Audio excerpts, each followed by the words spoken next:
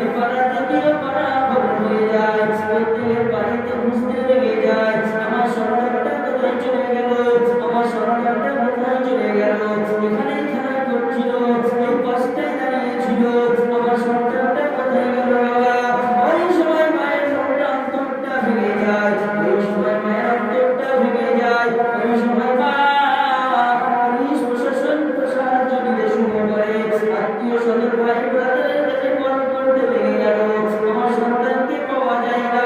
বিশ্ব নবী জনাব মুহাম্মদ রাসূলুল্লাহ সাল্লাল্লাহু আলাইহি ওয়াসাল্লাম মদিনা থেকে একদিন নয় বারো দিন নয়, তিনটা দিন খুঁজে পাওয়া যায় না।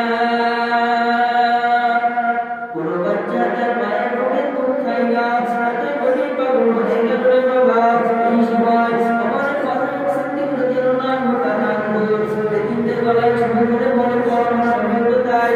ওই সময় কাপড়ের টুকরা করে কাঁপে আর নবীর উত্তরটা দিতে পারে না, কারণ যে তার তলোয়ারটা ছিল ৪২ কেজি সামনে লম্বা, যে তলোয়ারটা জাগাবে ওই মানুষটা তার কেমন ছিল।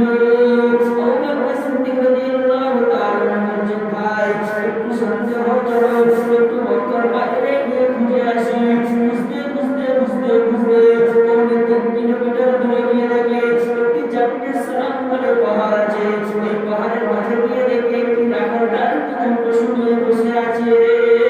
ওই রাখালকে গিয়ে জিজ্ঞাসা করে ভাই আমার নবীকে দেখেছো কি নাকি বলো।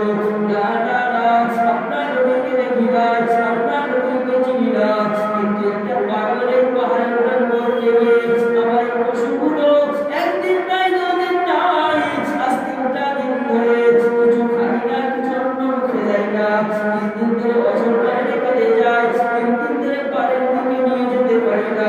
এই পাগলটা এখান থেকে নিয়ে যাও।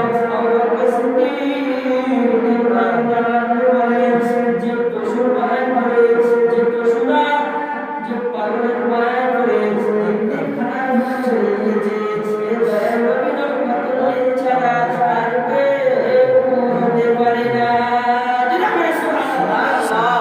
পাহাড়ের উপরে উঠে গিয়ে দেখে আমার আপনার দয়ার নবী মায়ার নবী উম্মতের গানটাকে সিজদায় পড়ে কাঁদে, ইয়া হাবিবি উম্মতি ইয়া হাবিবি উম্মতি।